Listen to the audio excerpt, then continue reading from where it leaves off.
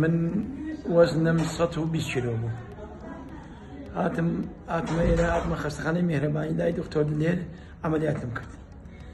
ئێستا وەزنم بە ماوەی 10 ڕۆژ وەزنم هاتە سەر 110 کیلو. زۆر سەحەتێکی خۆشم هەیە، زۆر دڵم خۆشە، زۆر بەختەوەرم و زۆر سوپاسی دکتۆری شەکەم، زۆر یارمەتی ئێمەیدا داوا لە حکوومەتی هەرێمی شەکەم کارە بە بداتە ئەو خەستەخانە زۆر هاوکاری فەقیرەکە.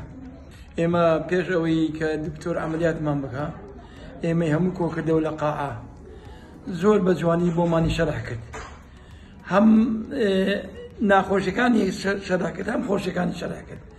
ئێستا یعنی زۆر ئێمە هەمومان هەموو نەخۆشیەکانەوەی لێ دەکرد، نەخۆشێکی یعنی عملیاتێکی زۆر سەرکەوتوو بوو، زۆر دڵیشمان خۆشە، قەت نەماندی تێ دکتۆر ئەوها بەم شێوەیە باسی ئەو وەزعانە بکە، وەزعی قەڵەوی بکە و وەزعەکانی هەموو تێماگەیان. ئێمە زۆر بە دڵخۆشیەوە بڕیاری خۆماندا کە عملیات بکەین و ئەلحەمدوللا عملیاتەکە سەرکەوتوو.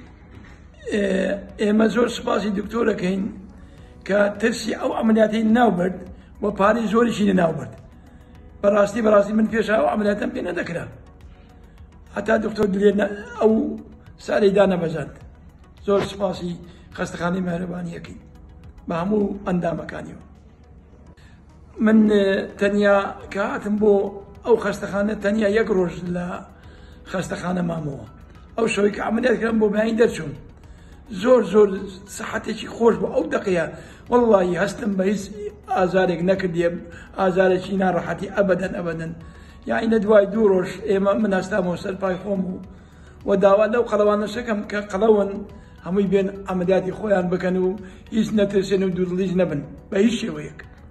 بەڕاستی خەستەخانەی میهرەبانی ئەو عملیاتە زۆر بە عەلمیەکە و زۆر بە ڕێک و پێک و زۆر بە جوانیەکە.